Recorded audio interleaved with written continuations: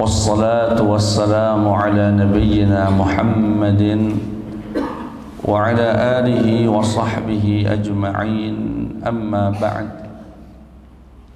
Jamaah salat subuh yang dimuliakan oleh Allah Subhanahu wa taala, alhamdulillah pada pagi hari ini dengan izin Allah Subhanahu wa taala kita bisa kembali berkumpul di majelis yang insyaallah diridhai oleh Allah Subhanahu wa taala.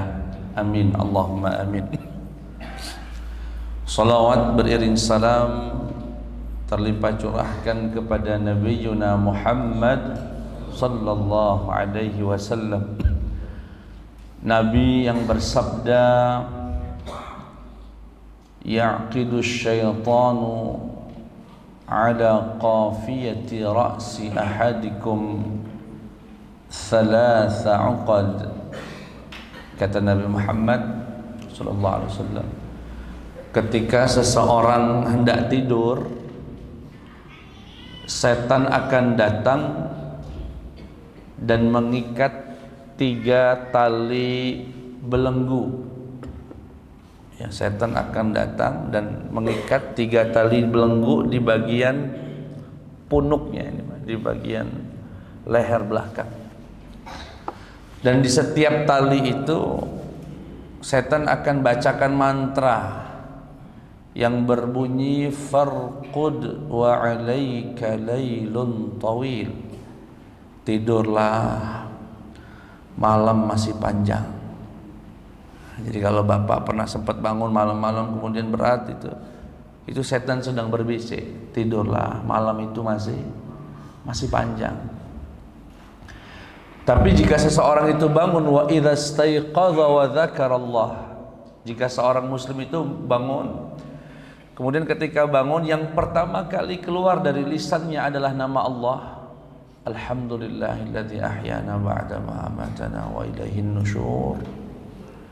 Putus 1 talinya. Tadi ada 3 kata Nabi. Kalau kita menyebut nama Allah putus 1 tali, berarti sisa berapa, Pak?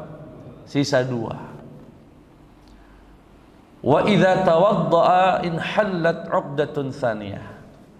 Dan kalau dilanjutkan dengan berwudu, putus tali yang kedua. Nah, cuma masalahnya ini biasanya bangun pertama udah putus 1 itu, Pak. Bentar lagi lah, bentar aja tidur. Itu setan ngikat lagi 3 itu. Jadi berapa, Pak? Jadi 5 total, Pak, ya. Sudah 2 tambah 3 jadi makanya biasanya kalau orang sudah bangun kemudian memutuskan sebentar lagi lah, itu kesiangan tuh rata-rata. Karena ikatannya makin banyak. Tapi kalau dia berwudu, putus tali yang kedua. Wa idza shalla, dan jika dilanjutkan dengan sholat, entah itu tahajud, apa witir, atau mungkin minimal qabliyah subuh dan sholat subuh, in hallat 'uqaduhu kulluha, terputuslah ketiga talinya. Jadi zikir, berwudu, salat, maka 3 tali belenggu dalam leher kita tadi itu terputus ketiga-tiganya. Lalu dampaknya apa? Dampaknya kata Nabi sallallahu alaihi wasallam, in hallat 'uqaduha kulluha fa asbaha nasyitan thayyiban nafs. Pagi harinya orang yang semacam ini suasana batinnya itu enak, Pak. Enak, semangat. Sebaliknya jika tidak melakukan rentetan amalan-amalan tadi, maka pagi hari itu dia akan khabithan nafs, kaslan. Jiwanya akan merasa gelisah, tidak nyaman, tidak enak. Saya akan perjelas sedikit. Kalau tidak salah tebak, saya yakin bapak-bapak dan ibu-ibu yang hadir di sini adalah orang-orang yang sudah biasa bangun subuh. Insya Allah. Bapak yang sudah biasa bangun subuh, saya mau bertanya, Pak. Kalau bapak ibu dalam satu hal yang sudah sering ya bertahun-tahun, bahkan mungkin bangunnya itu selalu sebelum subuh atau minimal pas azan subuh. Tahu-tahu suatu hari bapak kesiangan, bangunnya jam 6. Pertanyaan saya, apa suasana batin bapak? Gelisah, Pak. Pasti gelisah. Dan itu yang disebut Nabi.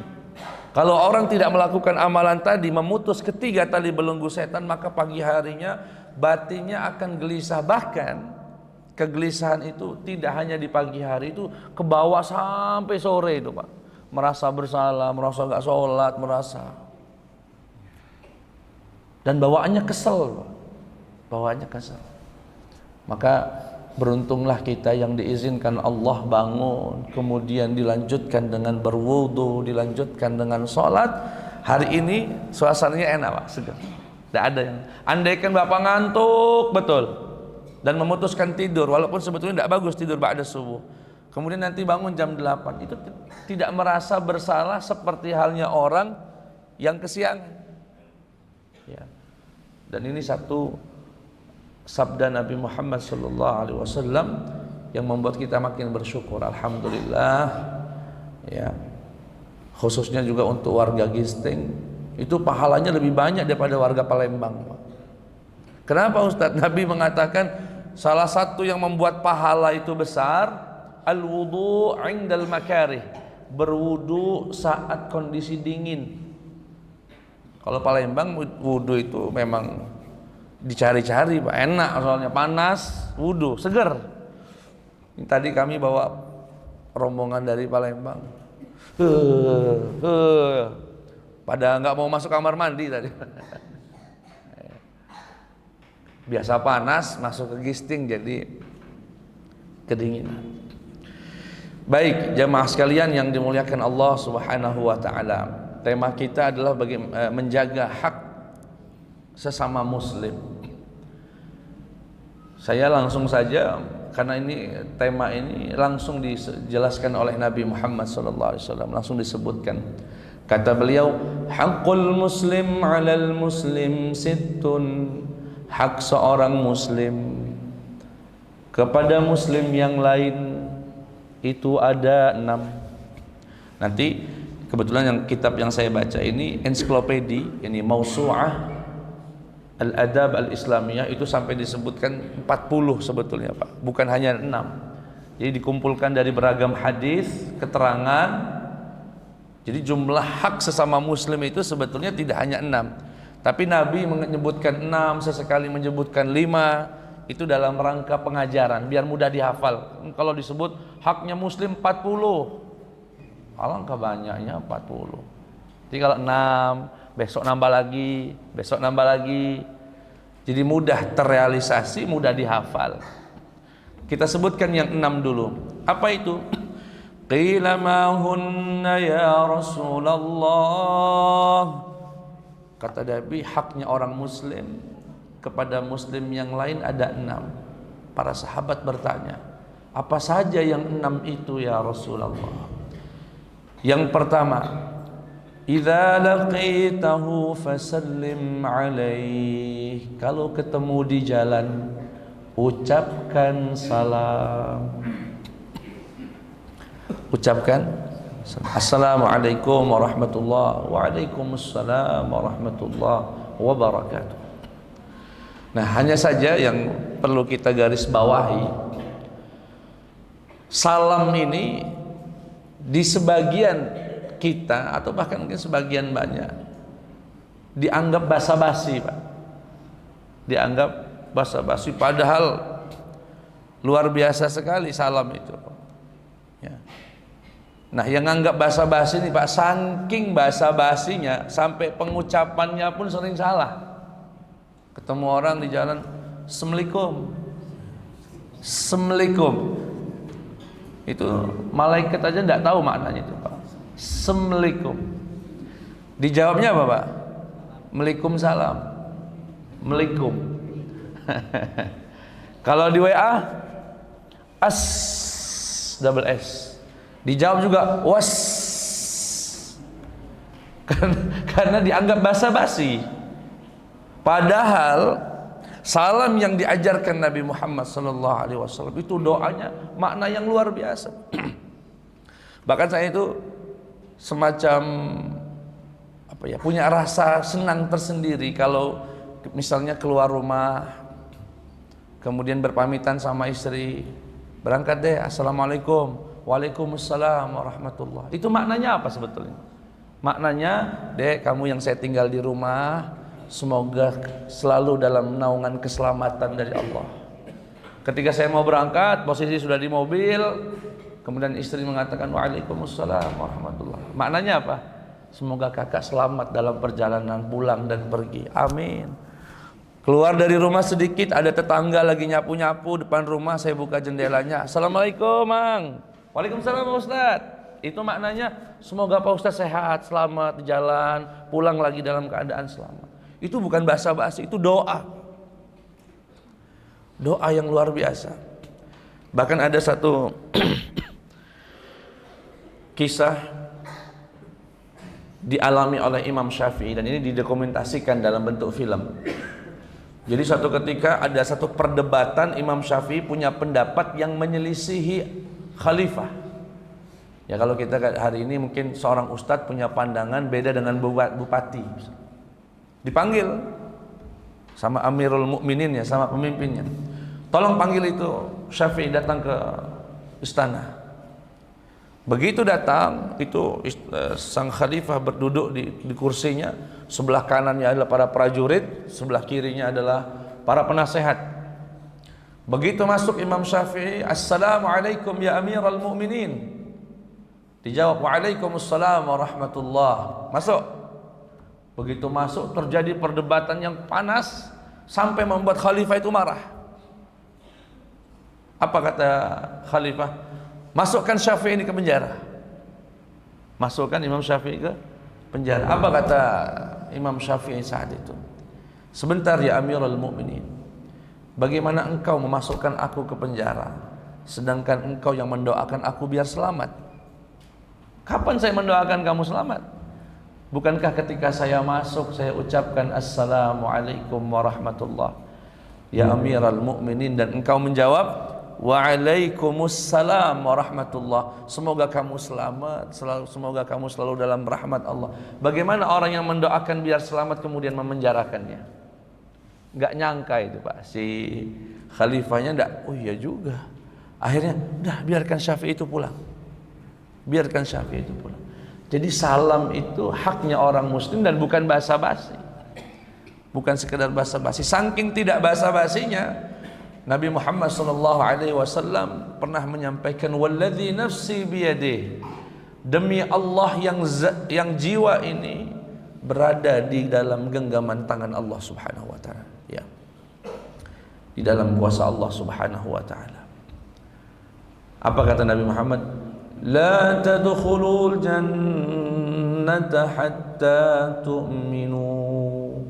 Tidak akan kalian masuk surga, lan tadkhulul jannah hatta tu'minu, sampai kalian beriman. Wala tu'minu hatta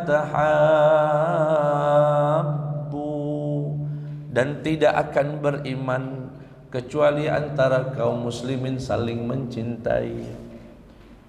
Kemudian apa kata Rasulullah? Awala adullukum ala syai'in idza fa'altumuhu tahabbtum.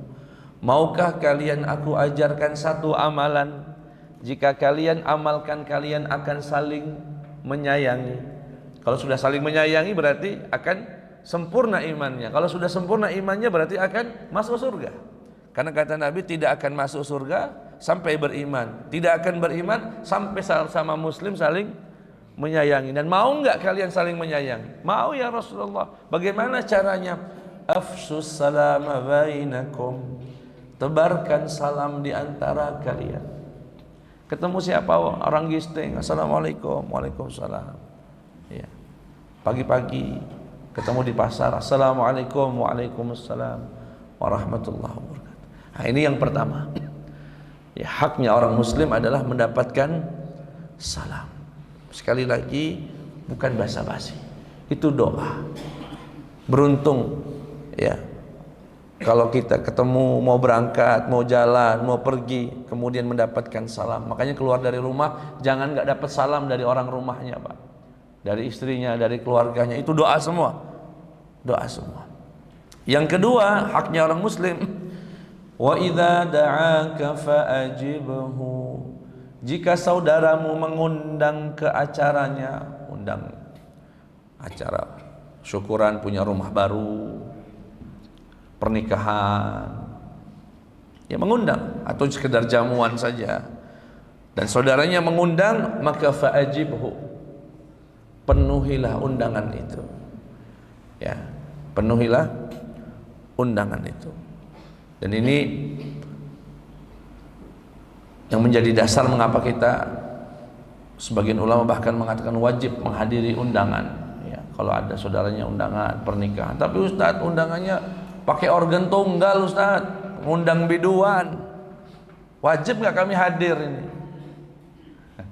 Saya kalau di Palembang nyampaikan ke tim juga, kalau ada orang ngundang minta saya ngisi tausiah di acara pernikahan, biasanya saya tanya dulu, Pak, mohon maaf, ada biduannya enggak? Itu kalau ada biasanya saya, aduh saya nggak bisa, iman saya belum kuat, Pak. Kenapa saya sampai syarat? Aduh, iya Pak, ya dikit kok Ustadz, paling cuma satu biduannya. Mohon maaf, mama, cari yang lain aja. Saya nggak sanggup. Dan nggak wajib juga saya penuhi karena ada kemaksiatan. Yang saya paling nggak suka, ya mungkin tidak hanya di Palembang, mungkin ada di mana-mana ini. Seringkali acara begitu itu diawali dengan basmalah dan ayat suci Al-Quran, ditutup dengan tembang lagu dari biduan. Su'ul khatimah itu. Depannya bagus, basmalah, ayat Quran, ujungnya. Yang lebih menyakitkan, Pak, ya, ini pengalaman saja. Ceramah, tausiah di acara resepsinya itu bla bla bla bla, selesai, sebelum turun dijegat sama pembawa acara, Ustaz, sekalian doa Ustaz, sekalian doa Ustaz. Oh iya, ya Allah, berkahilah pernikahan ini, berkahilah tempat ini, lancarkan, amin. Duduk saya itu, baru duduk, Pak, belum kering mulut ini, Pak. Kata moderatornya, terima kasih kepada Pak Ustadz yang telah menyampaikan tausiahnya. Semoga apa yang disampaikan Pak Ustadz dan didoakan dikabulkan oleh Allah Subhanahu wa taala. Amin. Berikutnya satu tembang lagu dari biduan.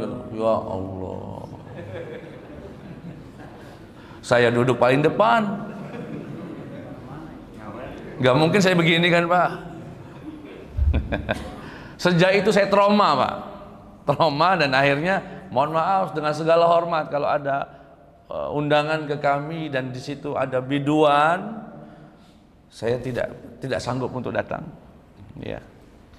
Tapi kadang-kadang ada yang menasihati kami, tapi Ustadz, kalau kita nggak datang, ya akhirnya murni maksiat gitu, nggak ada ibadahnya sama sekali, nggak ada. Mungkin dari situlah kita bisa. Makanya para ulama juga memberi syarat, datang ke acara yang ada kemaksiatannya jika kita punya kemampuan untuk menasihati minimal, maka boleh datang, Pak. Misalnya ada acara dan katanya ada maksiat dan itu keluarga kita sendiri, tidak apa-apa datang. Niatnya adalah untuk menasihati. Lain kali nanti kalau acara ini jangan lagi, sampaikan. Tapi kalau datang cuma untuk menikmati, malah ikut menikmati, jangan hadir. Yang berikutnya, wa idza stansahaka fansah lahu. Jika saudaramu sesama muslim minta nasihat, berikanlah dia nasihat. Jangan pelit-pelit. Kalau ada kawannya, Pak, aku ini mau buka usaha. Buka usaha apa? Mau buka warung pempek terbesar di Gisting misalnya. Oh jangan, Pak, nggak laku di sini misalnya. Ya sudah. Dia minta nasihat, kita berikan nasihat. Itu haknya orang muslim.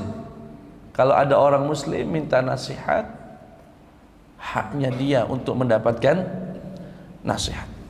Yang berikutnya, wa idza atis fahamidallah fashammithu. Jika saudaramu bersin, mengucapkan alhamdulillah, alhamdulillah, maka hak dari saudara kita yang bersin tadi untuk mendapatkan doa yarhamukallah. Indah sekali Pak ya, dalam agama kita tuh indah. Bersin saja, bersin itu menyebabkan sesama muslim saling mendoakan Pak. Alhamdulillah, yarhamukallah, yahdikumullah wa yuslih balakum.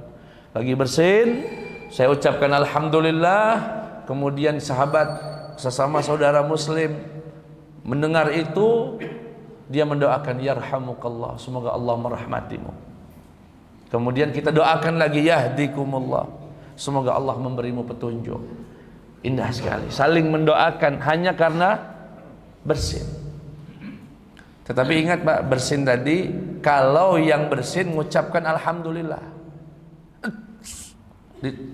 alhamdulillah, yarhamukallah. Kalau dia nggak jawab, nggak ada alhamdulillah, nggak berhak mendapatkan yarhamukallah. Makanya ada beberapa sunnah bersin Pak ya. Yang pertama tadi mengucapkan alhamdulillah, yang sudah mengucapkan alhamdulillah didoakan yarhamukallah. Yang kedua ditahan Pak. Sunnahnya bersin itu ditahan semampu mungkin. Nggak mantap Ustaz, acen. Semasjid dengar semua bersinnya. Dan itu sebetulnya bahaya itu Pak. Bahaya ya, dalam kitab ini pun dijelaskan ada 16 penyakit yang mengintai orang yang bersinnya tidak ditahan. Dan saya sekitar 6 bulan lalu menjenguk seseorang yang saya kenal gitu ya, masuk rumah sakit, dirawat sampai ya stroke ringan begitu. Saya tanya sama dokternya, kok ini beliau kan sehat-sehat aja?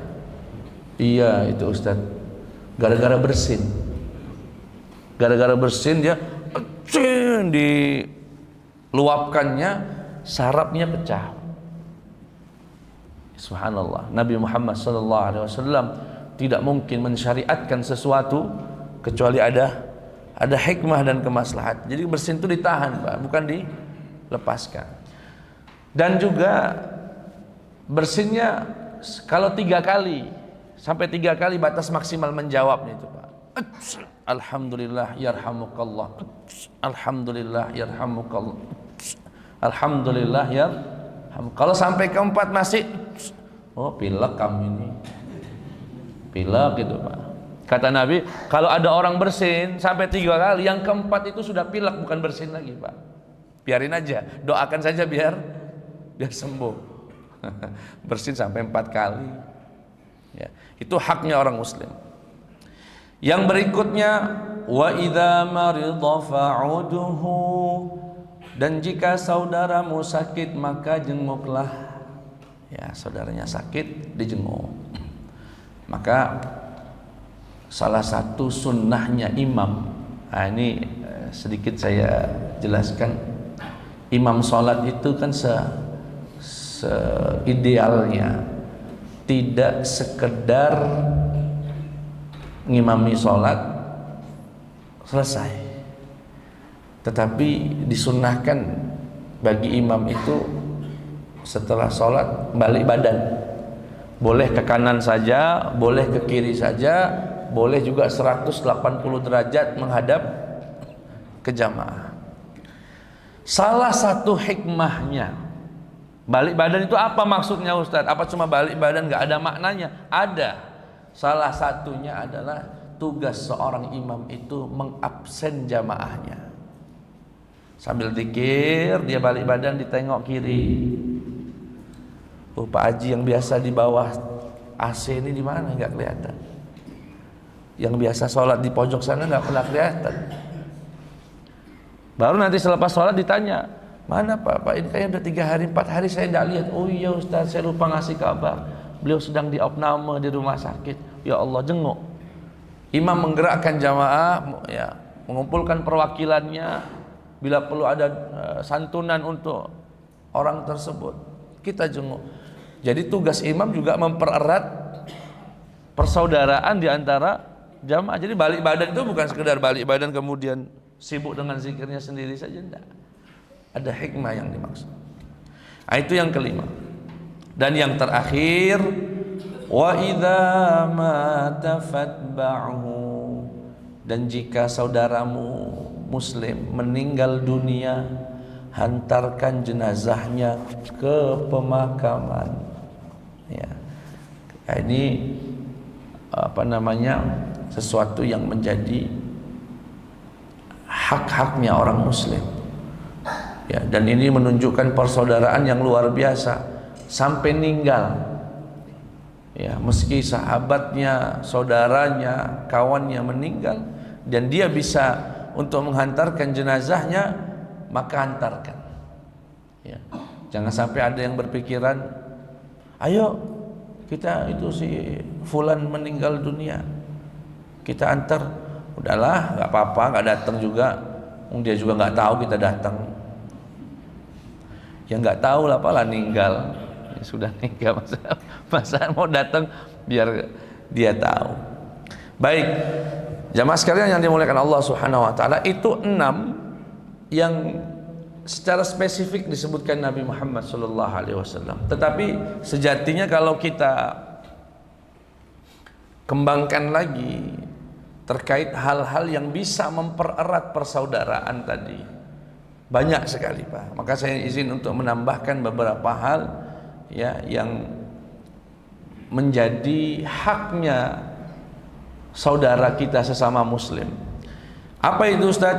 Daf'ul ghibati anhu, menghentikan gosip tentang saudaranya sesama muslim. Bapak lagi duduk-duduk, tahu-tahu obrolan itu mulai gak terarah, akhirnya ngomongin aibnya si fulan. Dan si fulan itu kebetulan kita kenal misalnya. Ya. Maka tugas haknya saudara kita yang sedang dibicarakan aibnya itu untuk kita bela, kita tolong, bahkan kita tutupi. Kita sampaikan kepada forum yang sedang membicarakan aib itu, sudahlah, udah. Jangan kita bicarakan. Kita juga punya aib kok. Siapa sih yang nggak punya aib, yang nggak punya kekurangan?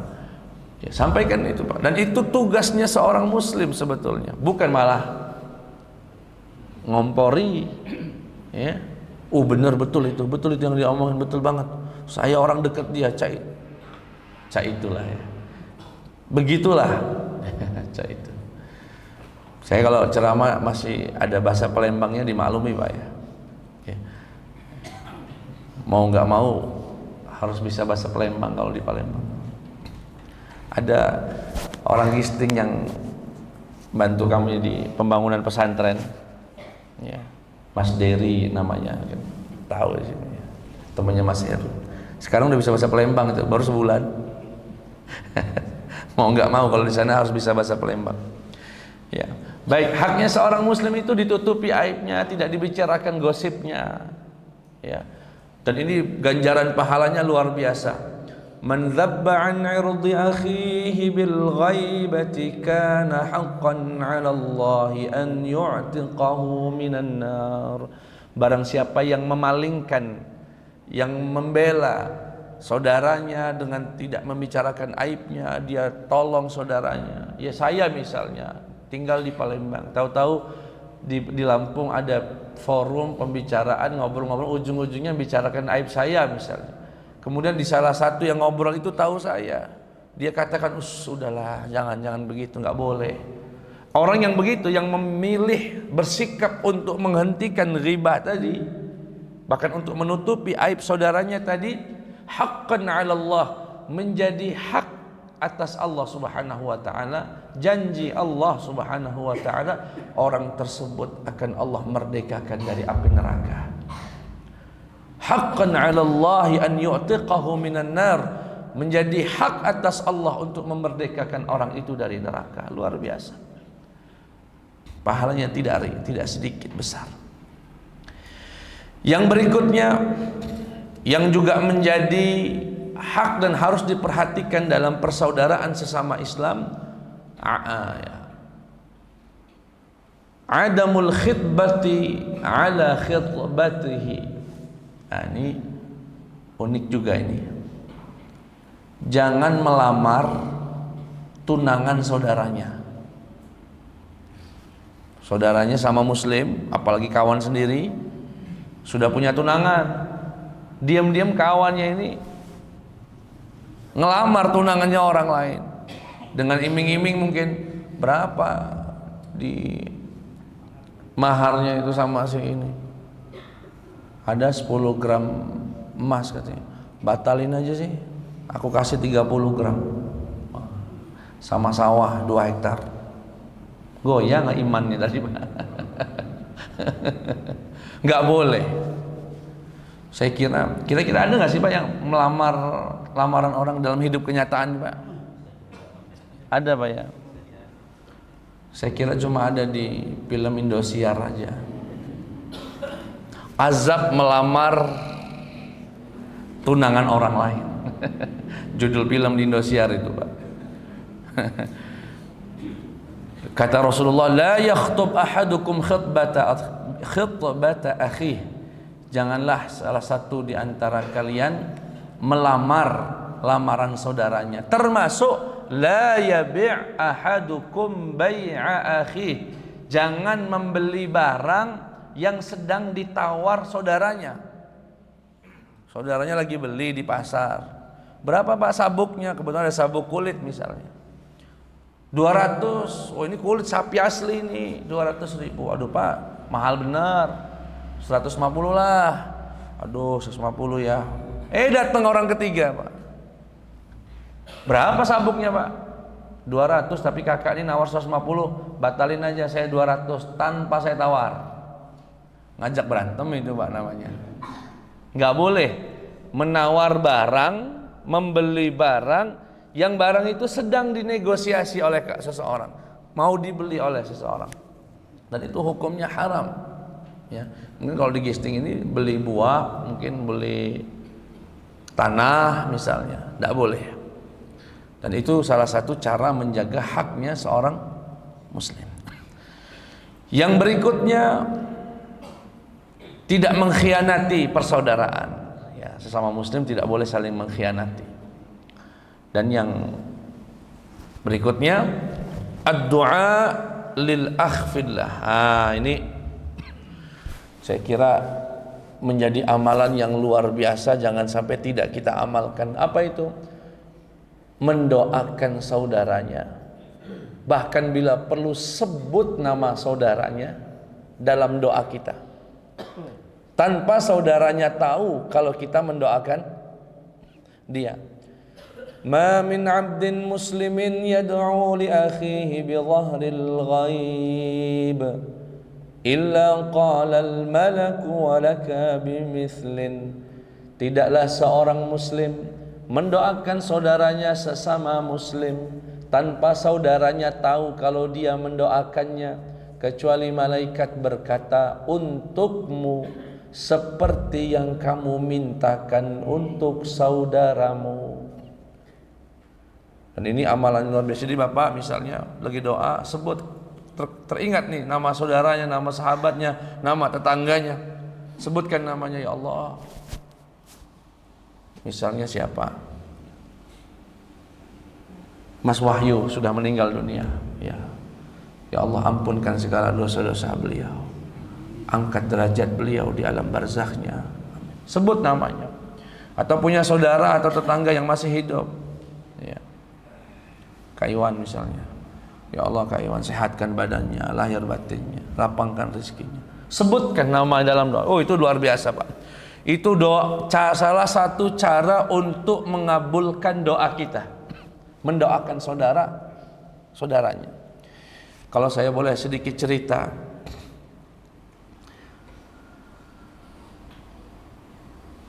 ketika dulu seleksi untuk bisa mendapatkan beasiswa ke Mesir, dulu untuk dapat beasiswa ke Mesir itu susah sekali Pak, susah sekali. Bahkan di tahun saya daftar itu sekitar 3.700 orang se-Indonesia, yang dapat cuma 26. Kalau sekarang alhamdulillah mudah, dipermudah, banyak, kuotanya bisa sampai, mungkin bisa sampai 500-an dalam 1 tahun. Kalau dulu cuma 26 Pak. Dan alhamdulillah kami lulus itu. dari seleksi yang tidak sekali, ya berkali-kali. Jadi ujian terakhir, seleksi terakhirnya itu di Kedutaan Besar Mesir di dekat Masjid Sunda Kelapa di Jakarta. Saya ingat betul itu, Pak. Tinggal 200 dari 3.700 Indonesia itu diambil perankingan 200 terbesar. Dan dari 200 itu mau diambil 26. 2 hari kami seleksi di Kedutaan Besar Mesir itu. Yang ngetes langsung dari Mesir, ruangan tesnya itu terbuka karena kaca transparan. Jadi kami dari luar tuh ngelihat bagaimana suasana seleksi dengan syekh-syekh dari Mesir itu. Saya lihat. Nah, saat itu saya satu-satunya dari Lampung, nggak ada kawan. Ketemulah kawan dari Brebes waktu itu. Namanya Muhammad Ridho. Ngobrol-ngobrol, jadi kenal, jadi kawan. Tahu-tahu si Ridho ini masuk, dipanggil, jatah dia untuk diseleksi masuk. Saya ingat betul hadis Nabi Muhammad ini. Doakan saudaranya. Saya pergi ke pojokan halaman di kedutaan itu. Saya doa, ya Allah, sahabat saya Muhammad Ridho sembuh, berikan dia kelulusan ya Allah, berikan dia beasiswa ya Allah. Harapan saya, Pak, ketika sedang berdoa begitu, malaikat mengatakan, untukmu seperti yang kamu minta untuk saudara. Malaikat yang mendoakan. Begitu 1 bulan berikutnya pengumuman, kami berdua lulus. Alhamdulillah. Tes CPNS ke Palembang. Ya, sebetulnya tes PNS itu bagi kami alumni Timur Tengah dengan sistem yang sekarang itu jadi momok, Pak. Susah. Karena seleksinya bukan materinya. Saya nggak ditanya Quran, nggak ditanya hadis, yang ditanya matematika, intelijensi, TIU. Kemudian undang-undang, amandemen. Sudah 10 tahun saya di Mesir, ya udah lupa, Pak. Jadi bukan makanan kita lagi lah begitu. Makanya banyak alumni Timur Tengah nggak bisa jadi PNS lagi, itu susah sekarang dengan seleksi yang begitu. Tapi saya lulus itu, Pak. Baru sekali tes langsung lulus. Salah satu caranya gitu, Pak. Ke Jakabaring, ribuan orang tes, saya duduk di pojok. Ya Allah, si fulan, teman-teman saya yang lagi seleksi juga, luluskan dia ya Allah, luluskan. Begitu pengumuman, alhamdulillah lulus lagi. Karena yang doakan saya malaikat. Makanya ya namanya kami dianggap ustadz di kampung di Palembang sana, atau mungkin dulu di Lampung juga. Jadi beberapa kali ada orang datang, tidak sekali 2 kali datang misalnya.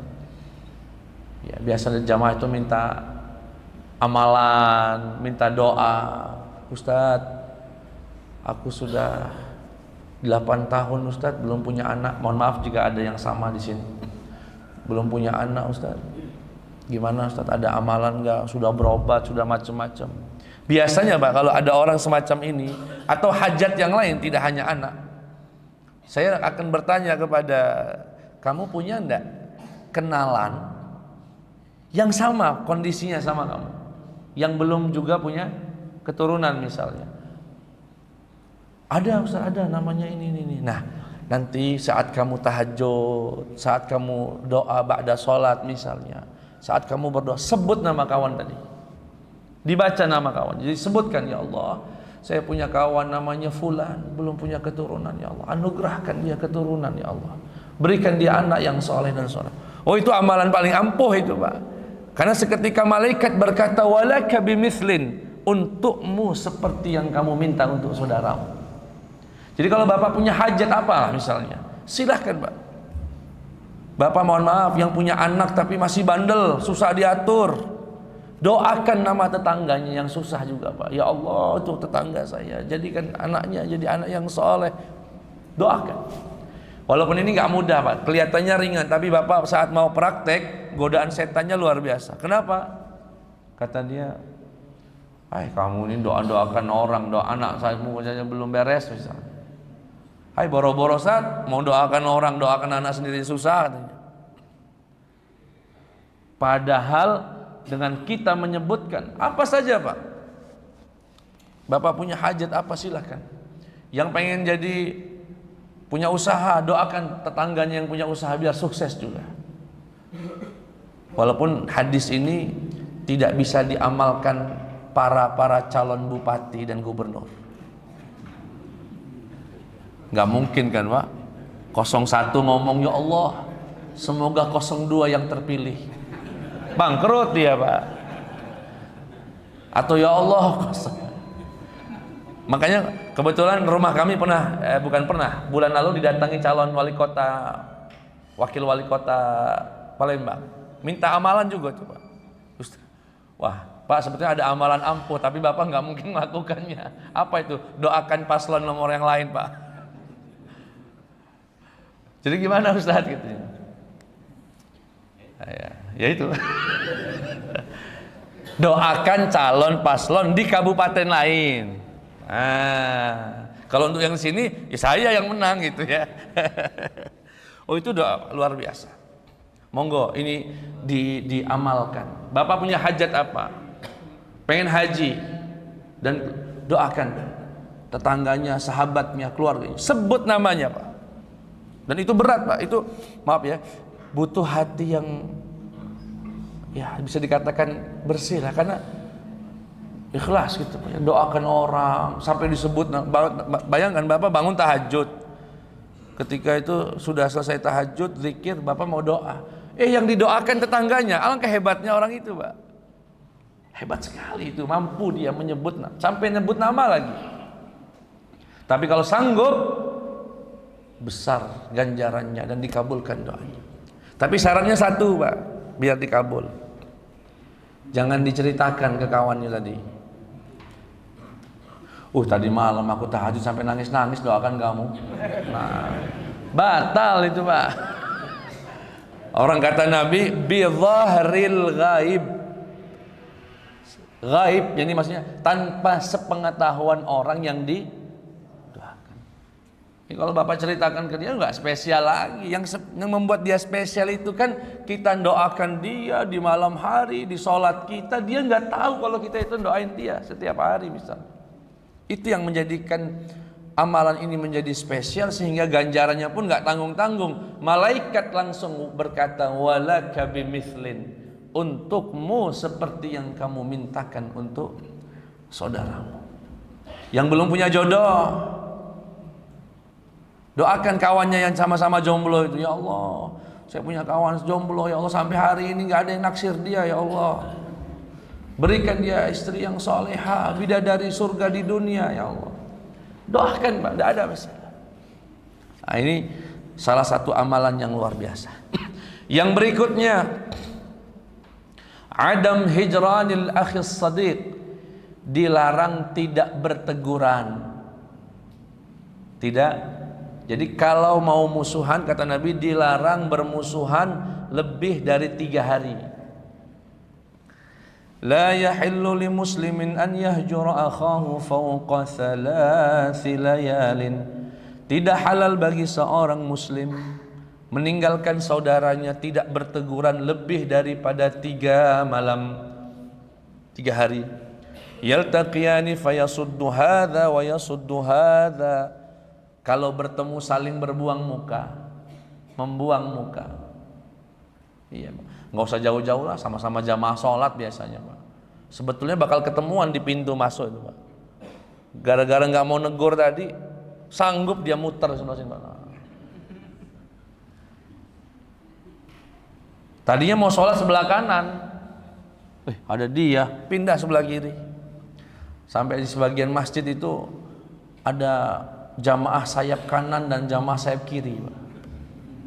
Yang kanan nggak pernah negor yang kiri nggak pernah negor yang kanan. Nggak boleh teguran, nggak boleh bermusuhan lebih daripada 3 hari. Saya ketika membaca hadis ini ingat betul, masih di pondok dulu. Kata Nabi, la yahillu li muslim, tidak halal bagi seorang muslim bermusuhan lebih dari 3 hari. Itu kan mafhum mukhalafahnya dalam ilmu usul fikih, mafhum terbaliknya. Berarti boleh dong musuhan 3 hari. Kan diharamkan bermusuhan lebih dari 3 hari. Berarti kalau musuhnya 3 hari, boleh. Masa iya sih Nabi bolehin musuhan 3 hari? Itu jadi pikiran waktu itu. Saya coba cari syarahnya, tafsirnya. Memang betul, Pak, boleh kalau mau musuhan itu, tapi 3 hari aja. Apa hikmahnya Ustadz? Menegaskan agama ini adalah agama yang sejalan dengan fitrah manusia. Maksudnya Ustadz, kita punya kawan dekat, tahu-tahu dia mengecewakan yang sangat menyakitkan. Masa nggak boleh marah sih Pak?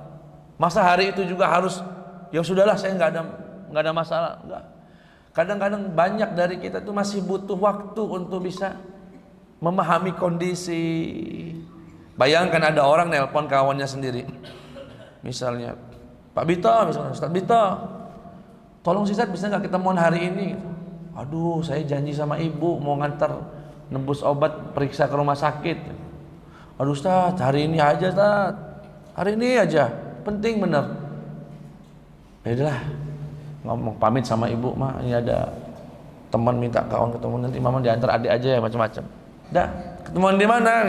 Di Tanjung Karang. Berangkat kita ke Tanjung Karang. Sampai di Tanjung Karang ditelepon lagi. Aduh Ustadz, mohon maaf, nggak bisa, saya nggak jadi. Kecewa nggak Pak kira-kira Pak? Marah lah. Masa nggak boleh marah? Nah, Nabi ngasih izin. Kalau mau marah, marahlah. Mau mengungkapkan, meluapkan, kamu ini nggak menghargai saya, kamu ini macam-macam. Tapi 3 hari aja. Kalau nggak sanggup, misalkan dia nelpon nih Pak, enggak lah, kesel saya. Nggak apa-apa, selama masih dalam durasi 3 hari. Kalau sudah lebih dari 3 hari, itu bukan fitrah manusia lagi, udah setan. Itu udah dendam, itu sudah nggak benar. Makanya Nabi memberikan warning hanya 3 hari saja, silahkan. Dan ini menunjukkan agama kita memang betul-betul menghargai perasaan. Bayangkan kalau Bapak dikecewakan seperti tadi, kemudian syariatnya mengatakan langsung beri maaf. Wah susah Pak, nggak semuanya sanggup. Mungkin ada yang sanggup, tapi umat Nabi kan tidak semuanya satu derajat keimanan. Ada yang butuh waktu sehari, ada yang butuh 2 hari, ada yang butuh 3 hari, ya. Dan Nabi tahu jika lebih dari 3 hari akan menjadi maksiat dan menjadi dosa. Jamaah sekalian yang dimuliakan oleh Allah Subhanahu wa taala. Yang berikutnya, musadaqatu asdiqaihi. Apa itu? Kalau kita punya saudara muslim, ya, punya saudara muslim atau sahabat muslim, kawan, maka kawannya kawan kita adalah kawannya kawan kita adalah kawan kita. Gatal, udah mulai gatal tuh, nggak bisa mah. Sahabatnya sahabat saya itu sahabat saya, punya sahabat saya ini punya sahabat. Nah sahabat dia ini sahabat saya juga. Dan ini menjadi catatan Pak. Dulu ketika kami di Mesir itu, saya baru sadar kalau itu menjadi kebiasaan sebagian orang Indonesia, walaupun nggak semua. Waktu itu saya sampai sekarang terngiang sekali. Saya lagi ngobrol sama kawan-kawan dari Aljazair, dari Rusia, dari Afrika, ngobrol seru. Tahu-tahu datang tuh dari jauh ngelihat saya. Oh Ustaz, datang ya. Begitu datang, yang disalamin itu cuma saya Pak. Oh Ustaz, gimana sehat? Oh ya. Jadi kawan saya yang lainnya nih dicuekkan. Namanya orang Arab itu kan nggak suka basa-basi, nggak suka mendem perasaan.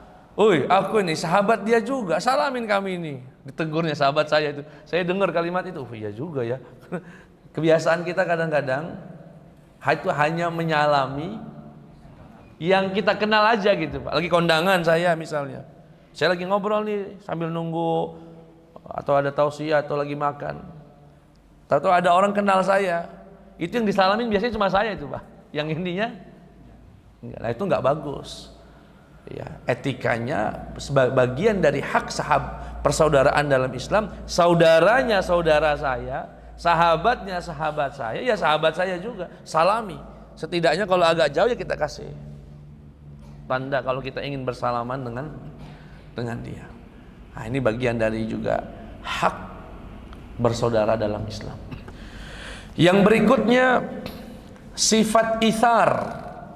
Ini luar biasa sekali. Sifat apa Pak namanya Pak? Itsar. Apa itu itsar Ustaz? Itsar itu mengedepankan orang lain untuk sesuatu yang sebetulnya kita juga pengen. Itu namanya sifat itsar. Misal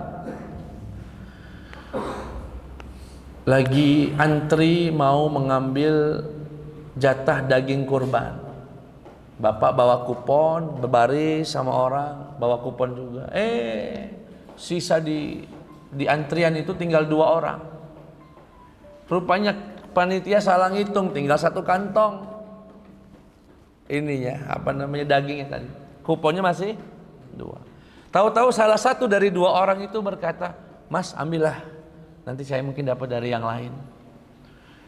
Kemampuan dia memberikan, mengedepankan orang lain untuk sesuatu yang dia juga sebetulnya pengen, itu nama sifatnya itsar. Nama sifatnya itsar. Dan ini, sifat ini disebutkan di dalam Al-Quran, di dalam surat Al-Hasyr, ketika Allah memuji kaum Ansar. Wa yu'thiruna ala anfusihim walau kana bihim khasasah. Jadi dulu ketika Nabi Muhammad SAW hijrah, kan orang-orang Mekah yang pindah ke Madinah hijrah namanya muhajirin. Sedangkan penduduk Madinah yang menyambut kedatangan para sahabat dari Mekah itu namanya Ansar. Ansar itu secara bahasa Arab artinya para penolong. Nah, ketika datang orang-orang muhajirin ini ke Madinah, kondisi Madinah itu lagi paceklik, Pak, lagi susah ekonominya. Akhirnya apa? Kaum Ansar itu dengan segala sifat itsarnya tadi, roti yang tadinya dipotong 4, bisa dipotong 2 untuk keluarga dengan anak-anaknya. Laju roti tadi dipotong 2, satunya untuk kaum muhajirin, Pak. Setengahnya dibagi untuk keluarga. Dia rela mengurangi jatahnya yang dia juga sebetulnya butuh demi bisa membantu saudaranya. Bahkan tidak hanya itu, Pak. Bisnisnya, dagangnya, dia tahu orang-orang Madinah, orang-orang Mekah ini muhajirin kan meninggalkan semua hartanya di Mekah, Pak. Datang itu nggak bawa apa-apa. Sampai orang Madinah ada usaha, ini ambillah setengah dagangan saya, kamu jual aja untuk modal kamu usaha. Ini saya setengahnya. Dia kurangi dagangan dia hanya untuk bisa ngebantu saudaranya. Itu namanya sifat itsar. Dan kita sesama muslim dianjurkan memiliki sifat ini. Misal, Pak, agar lebih mengenal lagi sifat itsar ini. Saya misalnya pagi-pagi entah kenapa pengen betul makan sate kambing. Walaupun alhamdulillah begitu datang ke Gisting langsung dikasih sate kambing. Makasih buat pengurus masjid. Ya. Entah kenapa terngiang-ngiang, Pak, sampai saya ke kantor. Begitu saya sampai di kantor, kebayang, ya Allah, pokoknya nanti malam pulang dari kantor saya mau ngajak orang rumah makan daging sate kambing. Begitu pulang, Bu, Dek, ayo, mana? Aku pengen makan sate kambing banget. Ayo dah, berangkat. Sampainya di sate kambing tadi, ya, Pak, ada sate kambingnya. Oh ya Allah, pas banget rezekinya, Pak. Tinggal 1 porsi lagi. Alhamdulillah. Alhamdulillah. Ya udah, Pak, saya pesan 1. Akhirnya nyicip juga. Dibakar itu, Pak, sate kambing. Tahu-tahu datang pembeli lain.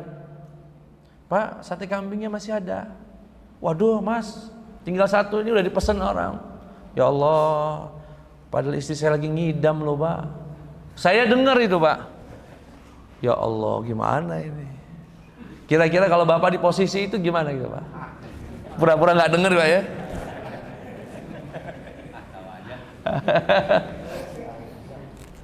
Pura-pura nggak ada. Tetapi orang yang memiliki sifat itsar, ketika dia mendengar semacam itu, oh ya udah, Mas, ambil aja. Sanggup dia mengalahkan. Padahal dia pengen, udah bayang dari pagi, Pak, sudah pengen banget, tahu-tahu mau itu namanya sifat itsar. Wah, itu luar biasa Pak, luar biasa sekali. Nah, cuma itsar ini diperbolehkan dalam urusan dunia. Bapak lagi ngantri, tahu-tahu di belakang ada orang yang sudah sepuh. Bapak ngalah nomor antrian kita kasih yang ke sepuh. Nggak apa-apa, bagus. Tapi kalau urusan akhirat, nggak boleh.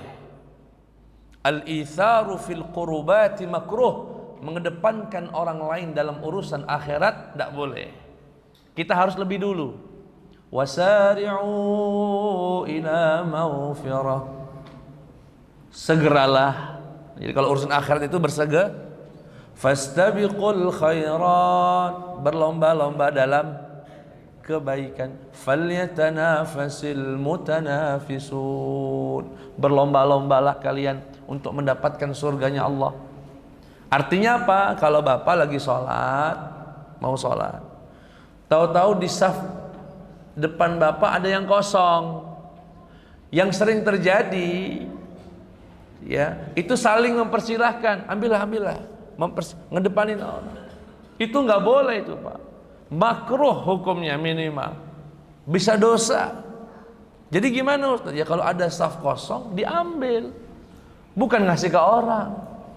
Walaupun saya berhusnudzon, orang yang melakukan itu menganggap itu bagian dari adab dan etika. Enggak, justru yang beradab adalah ketika ada kesempatan saf kosong di depan kita, kita mengambil. Itu namanya adab sama Allah. Karena seakan Allah ingin berkata, itu ada saf pertama, pahalanya besar, ambillah. Tahu-tahu dia ngomong, oh makasih ya Allah, thank you. Tuh ambillah tuh, saf ambillah. Kayak nggak butuh pahala dari Allah Subhanahu wa Ta'ala. Jadi nggak boleh untuk urusan akhirat kita lebih dulu dari yang lain. Insya Allah. Saya kira masih banyak sebetulnya, tapi cukup karena sudah sudah syuruk. Mungkin kalau ada yang mau ditanyakan. Syuruk pun belum boleh sholat ini Pak ya, harus tunggu dulu sekitar 12 menit, 10 menit sampai 15 menit. Syuruknya jam 5.39 ya. 36 berarti sholatnya itu di atas 46. Jangan langsung sholat, karena kalau bapak langsung sholat di 36 itu bapak sholat di saat matahari sedang terbit, dan itu salah satu waktu yang dilarang untuk sholat. Sampai kapan? Kata Nabi, hatta tartafi'asy syamsu qadra rumhin, sampai matahari itu meninggi setinggi tombak. Dulu itu kalau orang Arab Pak, pasang tombaknya ditancapkan di tanah, di pasir. Nanti ketika matahari sudah terlihat di atas tombak baru sholat. Nah itu dalam konversi hitungan menit hari ini kisaran 15 menit, 10 sampai 15 menit baru boleh sholat ya. Jangan sholat pas syuruk. Silakan Bapak Ibu kalau ada yang mau ditanyakan.